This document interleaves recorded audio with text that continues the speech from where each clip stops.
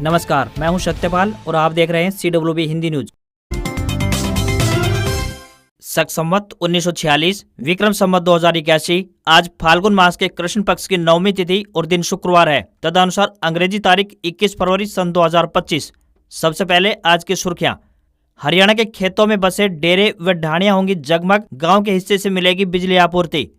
हरियाणा में BPL परिवारों के लिए खुशखबरी, मकान मरम्मत के लिए मिलेंगे 80,000 रुपए, बताएंगे पूरी खबर। हरियाणा में सैनी सरकार देगी इन परिवारों को पैसा, 1000 गांव में बटेंगे फ्री प्लाट, जानिए पूरी अपडेट। हरियाणा में आलू उत्पादक किसानों को नहीं सहना पड़ेगा घाटा, इस योजना से भरपाई करेगी हरियाणा सरकार। हरियाणा के 51,000 गरीबों के सस्ते फ्लैट के सपने पर फिरा पानी, सरकार ने आवंटन पर लगाई रोक, जानिए पूरी अपडेट। हरियाणा में चौकीदारों के लिए बड़ी घोषणा, वेतन में की बढ़ोतरी, 7,000 रुपए से बढ़ाकर 11,000 रुपए के आई कार्ड भी बनवाए जाएंगे। 28 फरवरी से शुरू होगा बाबा खाटू श्याम का लक्ष्य मेला, दर्शनों के लिए चलना होगा 8 किलोमीटर पैदल। हरियाणा बना पहला राज्य, लागू हुई राष्ट्रीय शिक्षा नीति, हरियाणवी बोली बनेगी भाषा। दिल्ली में महिलाओं को हर महीने मिलेंगे 2500 रुपए, CM रेखा गुप्ता ने कर दिया तारीख का ऐलान। हरियाणा सरकार में नए चीफ सेक्रेटरी की नियुक्ति, 1990 बैच के IAS अफसर अनुराग रस्तोगी संभालेंगे कमान। भिवानी मेडिकल कॉलेज बनकर हुआ तैयार, अपने शहर में ही मिलेंगी सारी सुविधाएं, जुलाई महीने में शुरू होने की संभावना। और शुभमन गिल की सेंचुरी और मोहम्मद शमी के 5 विकेट की मदद से भारत ने चैंपियंस ट्रॉफी में जीत से शुरुआत की, बांग्लादेश को पहले मुकाबले में 6 विकेट से हराया। और अब खबरें विस्तार से। हरियाणा में एकदम से मौसम ने करवट ली है और आसमान बादलों से ढका हुआ नजर आया। मौसम विभाग द्वारा दी गई ताजा जानकारी के अनुसार प्रदेश में पश्चिमी विक्षोभ का असर देखने को मिला है, जिससे कई जिलों में बरसात हुई है। बता दें कि पिछले कई दिनों से दिन में चिलचिलाती धूप पड़ रही है, जिस कारण अप्रैल जैसी गर्मी का एहसास हो रहा था, लेकिन अब दोबारा से मौसम परिवर्तनशील बना हुआ है और बादलों की आवाजाही से ठंडक महसूस होनी शुरू हो चुकी है। मौसम विभाग द्वारा फरीदाबाद, कैथल, नारनौल, हिसार, रोहतक, चरखी दादरी में देर रात और कल सुबह हल्की बरसात देखने को मिली। इसके अलावा कैथल, कलायत, नरवाना, पिहोवा, थानेसर में बरसात का ऑरेंज अलर्ट जारी किया गया, यहाँ हल्की से मध्यम बरसात देखने को मिली। इसके अलावा मौसम वैज्ञानिकों के अनुसार पश्चिमी विक्षोभ का असर 1 सप्ताह तक देखने को मिल सकता है, जिससे मौसम परिवर्तनशील बना रहेगा। फरवरी के महीने में जो गर्मी महसूस हो रही थी, उससे भी कुछ राहत मिलती हुई दिखाई देगी। पहाड़ों से आने वाली ठंडी हवाओं से प्रदेश में ठिठुरन भी बढ़ेगी।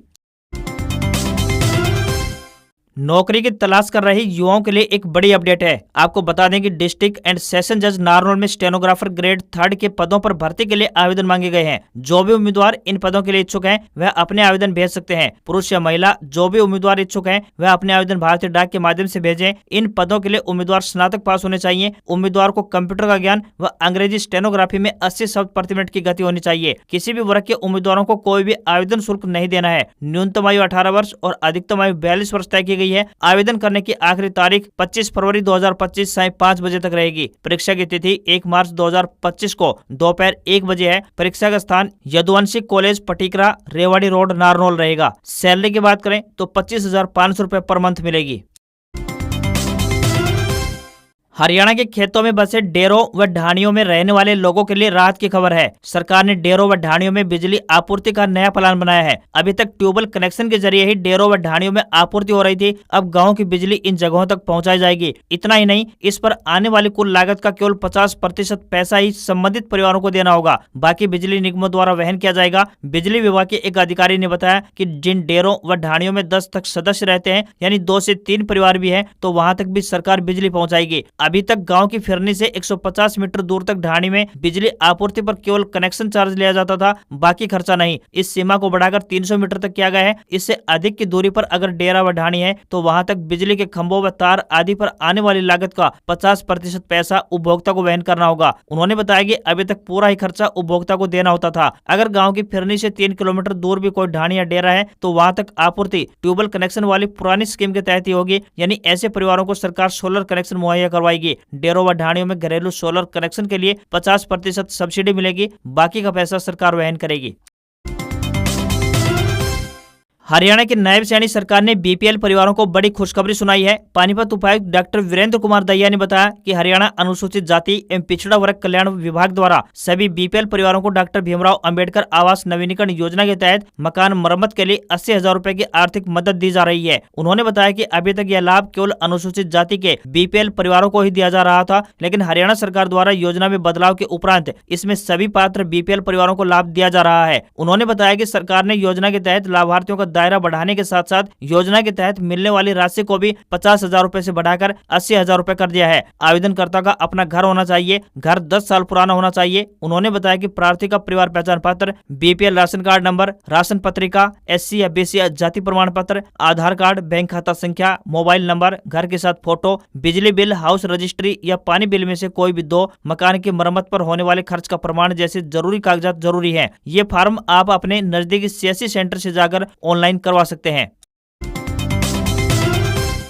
हरियाणा के सीएम नायब सिंह सैनी ने प्रधानमंत्री आवास योजना ग्रामीण की समीक्षा करते हुए जिला उपायुक्तों को सख्त निर्देश दिए हैं, जिसमें कहा गया है कि इस योजना के तहत लंबित करीब 77,000 लाभार्थियों की ओर से जारी किए गए आवेदनों की जियो टैगिंग का कार्य आगामी 15 दिनों में पूरा कर लिया जाए। इसके साथ ही जल्द से जल्द इन लाभार्थियों को मकान बनाने के लिए किस्त जारी करने और नई लिस्ट तैयार करने के लिए भी सर्वे का कार्य तीव्र गति से करने के भी निर्देश जारी किए हैं। खबरों की माने तो बैठक में बताया गया है कि 1,80,000 रूपए तक वार्षिक आय वाले गरीब परिवारों को मुख्यमंत्री ग्रामीण आवास योजना 2.0 के तहत महाग्राम पंचायत में 50 वर्ग गज के भूखंड और सामान्य ग्राम पंचायत में 100 वर्ग गज के भूखंड दिए जाएंगे। बताया जा रहा है कि पहले चरण में 62 ग्राम पंचायतों में ड्रा के माध्यम से 4,533 परिवारों को भूखंड आवंटित कर दिए गए हैं। इन लाभार्थियों को प्रधानमंत्री आवास योजना ग्रामीण के तहत मकान बनाने के लिए राशि दी जाएगी और अगले चरण के लिए 1,000 पंचायतों को चिन्हित किया गया है। साथ ही मुख्यमंत्री ने बेटी बचाओ बेटी पढ़ाओ अभियान की समीक्षा करते हुए निर्देश दिए कि भ्रूण जांच करने वाले और करवाने वालों पर सख्त कार्रवाई की जाए। उपायुक्त को निर्देश दिए कि स्वयं सहायता समूहों द्वारा तैयार किए जा रहे उत्पादों को बाजार की सुविधा सुनिश्चित करवाने के लिए साझा बाजार हेतु स्थान भी चिन्हित करें। सीएम नायब सिंह सैनी ने अधिकारियों को निर्देश दिए कि केंद्र और राज्य सरकार की जन कल्याणकारी योजनाओं नीतियों का जमीनी स्तर पर चलाई जाएंगी ताकि नागरिकों तक ये सभी सुविधाएं आसानी से पहुंच सके। वहीं सभी अधिकारियों को जनता के परेशानियों और शिकायतों का समाधान करने के निर्देश भी जारी किए हैं।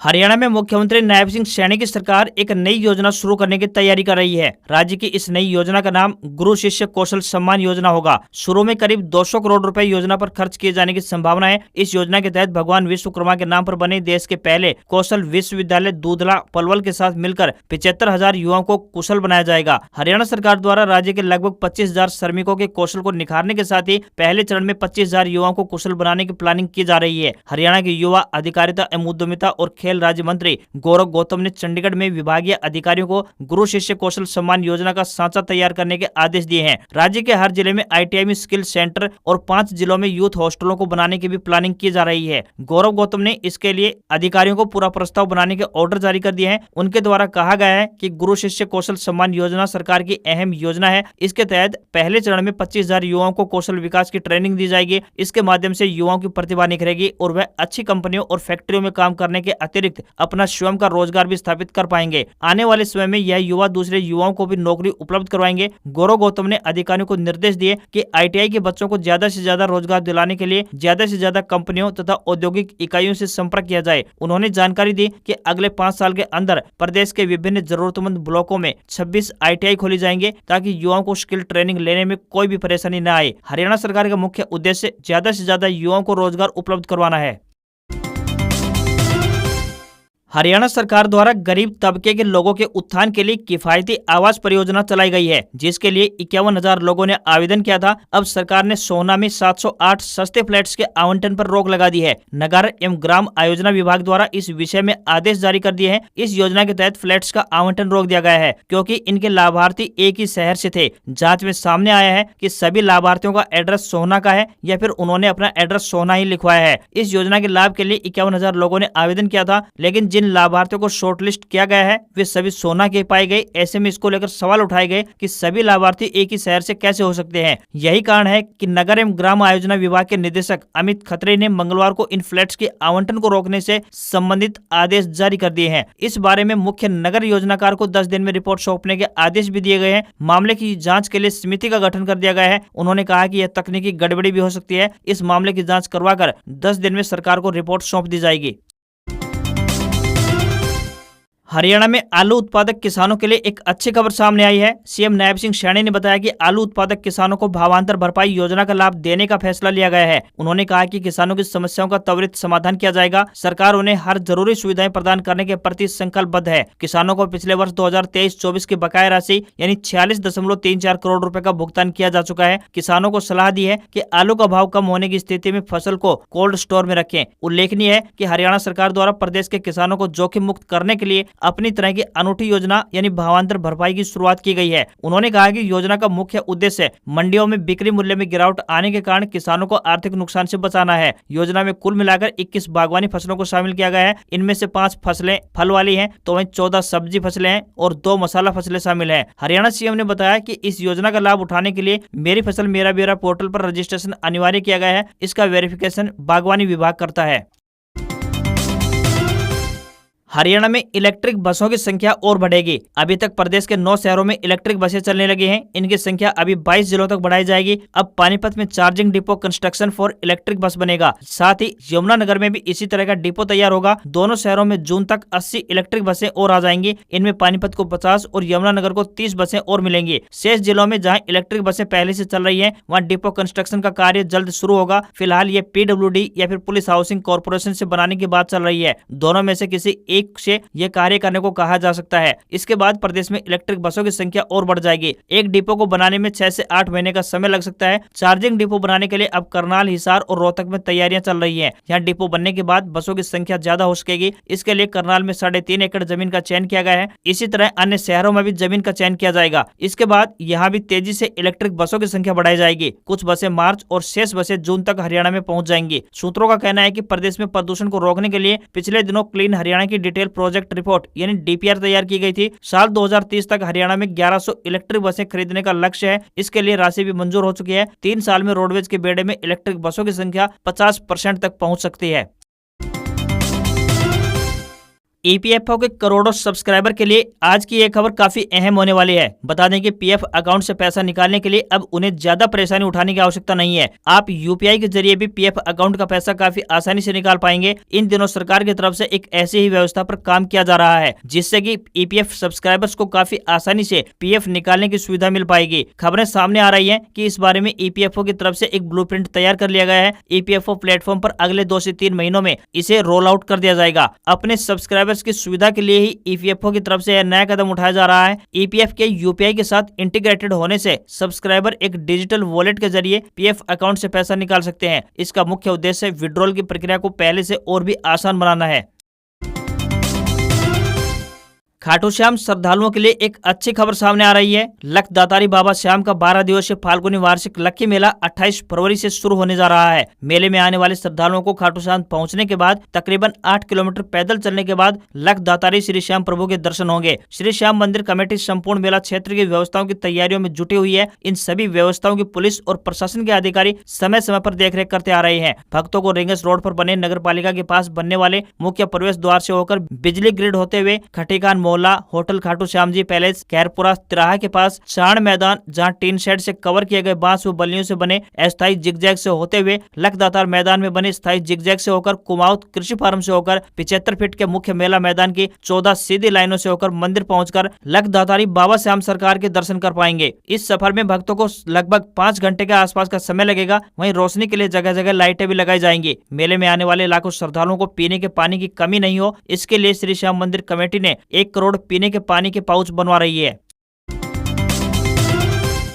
राष्ट्रीय राजधानी दिल्ली में भारतीय जनता पार्टी यानी बीजेपी की नई सरकार का शपथ ग्रहण समारोह आयोजित हुआ, जिसमें रेखा गुप्ता ने दिल्ली के मुख्यमंत्री पद की शपथ ली। उनके साथ प्रवेश वर्मा, मनजिंदर सिरसा, आशीष सूद सहित 6 विधायकों ने मंत्री पद की शपथ ली है। वहीं मुख्यमंत्री पद की शपथ लेने से पहले रेखा गुप्ता ने दिल्ली के महिलाओं को बड़ी खुशखबरी सुनाई है। हर महीने 2500 रुपए की सहायता को लेकर दिल्ली के महिलाओं का इंतजार अब खत्म होने वाला है। महिलाओं के बैंक खातों में होली के त्योहार से पहले ये सहायता राशि पहुँच जाएगी। मुख्यमंत्री पद की शपथ लेने से पहले ही रेखा गुप्ता ने दिल्ली की महिलाओं को बड़ी खुशखबरी दी है। उन्होंने दिल्ली की महिलाओं को हर महीने 2500 रुपए की सहायता देने को लेकर तारीख का ऐलान किया है। मीडिया से बातचीत करते हुए रेखा गुप्ता ने आश्वस्त करते हुए कहा कि दिल्ली की बीजेपी सरकार महिलाओं को हर महीने 2500 रुपए देने के अपने वादे को पूरा करेगी। उन्होंने बताया कि मासिक सहायता की पहली किस्त 8 मार्च तक पात्र महिलाओं के बैंक खाते में डाल दी जाएगी। रेखा गुप्ता ने कहा कि 8 मार्च को अंतर्राष्ट्रीय महिला दिवस मनाया जाता है। इसी दिन हमारी सरकार विधानसभा चुनाव के दौरान घोषणा पत्र में महिलाओं को 2500 रुपए प्रति महीना सहायता राशि देने के वादे को पूरा करने जा रही है। दक्षिण हरियाणा के लोगों के लिए बड़ी खुशखबरी सामने आई है। महेंद्रगढ़ जिले से चरखी दादरी और रोहतक जिले को कनेक्टिविटी प्रदान करने वाली 90.31 किलोमीटर लंबी प्रमुख सड़क को हरियाणा सरकार ने स्टेट हाईवे का दर्जा प्रदान कर दिया है। इस संबंध में गजट नोटिफिकेशन जारी कर दिया गया है। बता दें कि यह सड़क रोहतक जिले की सीमा से शुरू होकर चरखी दादरी होते हुए महेंद्रगढ़ जिले के मंडी अटेली तक जाती है। इस सड़क मार्ग को लोक निर्माण विभाग ने स्टेट हाईवे नंबर 34 घोषित कर दिया है। स्वास्थ्य मंत्री आरती राव के प्रयासों से सीएम नायब सिंह सैनी ने इस महत्वपूर्ण प्रोजेक्ट को अपनी मंजूरी प्रदान की है। स्टेट हाईवे का दर्जा मिलने पर अटेली विधानसभा क्षेत्र के अलावा पूरे महेंद्रगढ़ जिले के लोगों ने सरकार के इस फैसले पर खुशी जाहिर की है। वहीं इस सड़क मार्ग को स्टेट हाईवे का दर्जा मिलने पर गांव बागोत से गुजरने वाले नेशनल हाईवे 152D पर बागोत कट का रास्ता भी अब साफ हो गया है। यह सड़क 3 जिलों के 4 नेशनल हाईवे व 2 स्टेट हाईवे को आपस में कनेक्टिविटी प्रदान करेगी। इस रोड को प्रमुख सड़क मार्ग 124 के रूप में जाना जाता था, लेकिन अब इसे स्टेट हाईवे नंबर 34 घोषित कर दिया गया है। इस सड़क मार्ग को स्टेट हाईवे का दर्जा मिलने पर अब इसके नव निर्माण की तैयारियां शुरू हो गई हैं। हरियाणा के शिक्षा मंत्री महिपाल डांडा ने कहा है कि राष्ट्रीय शिक्षा नीति के क्रियान्वयन में हरियाणा देश में पहला राज्य है जिसने नीति को 2025 तक लागू करने की पहल की है, जबकि देश के सभी राज्यों को केंद्र सरकार ने 2030 तक इसे लागू करने का लक्ष्य दिया है। शिक्षा मंत्री दीनबंधु छोटूराम विज्ञान एवं प्रौद्योगिकी विश्वविद्यालय मुरथल सोनीपत में राष्ट्रीय शिक्षा नीति 2020 को लागू करने के लिए प्रदेश के विश्वविद्यालयों के प्रतिनिधियों की बुलाई गई बैठक की अध्यक्षता कर रहे थे। उन्होंने कहा कि हमारे पास हर विषय के विशेषज्ञ हों, इस पर हम सबको मिलकर कार्य करने की आवश्यकता है। उन्होंने संस्कृत विश्वविद्यालय के कुलपति को सुझाव देते हुए कहा कि हरियाणवी बोली को भाषा कैसे बनाया जाए ताकि प्रदेश के गौरवशाली संस्कृति व साहित्य को लिपिबद्ध किया जा सके। उन्होंने संस्कृत विश्वविद्यालय के कुलपति को कहा कि जिस प्रकार पंजाब व देश के दक्षिणी राज्यों ने वहां की संस्कृति, कला, वाद्य यंत्र व लोक संगीत पर कार्य किया है, ठीक उसी प्रकार से प्रदेश के विश्वविद्यालय को भी हरियाणा की संस्कृति, कला, वाद्य यंत्र व लोक संगीत पर कार्य करना चाहिए। भारतीय शेयर बाजार में सेंसेक्स 203 अंक की गिरावट के साथ 75,735 के स्तर पर बंद हुआ। निफ्टी में भी 19 अंक की गिरावट रही और ये 22,913 के स्तर पर बंद हुआ। सेंसेक्स के 30 शेयरों में से 15 में गिरावट और 15 में तेजी रही। निफ्टी के 50 शेयरों में से 22 में गिरावट और 28 में तेजी रही। HDFC bank, ICICI bank, ITC और मारुति सुजुकी ने बाजार को गिराने में सबसे ज्यादा कॉन्ट्रीब्यूट किया, जबकि महिंद्रा एंड महिंद्रा, इन्फोसिस और NTPC ने सेंसेक्स को ऊपर खींचा। 10 ग्राम 24 कैरेट सोने का दाम 213 रुपए गिरकर 86,520 रुपए हो गया है। वहीं 1 किलोग्राम चांदी की कीमत 223 रुपए बढ़कर 97,789 रुपए प्रति किलो हो गई है। दिल्ली में 10 ग्राम 22 कैरेट सोने की कीमत 80,850 रुपए और 10 ग्राम के ही 24 कैरेट सोने की कीमत 88,190 रुपए पहुंच गई है। आज खबरों में बस इतना ही। देखते रहिए आपका अपना हरियाणा का सबसे बेहतरीन news channel CWB Hindi news. नमस्कार। इसी आशा के साथ आपका दिन शुभ रहे।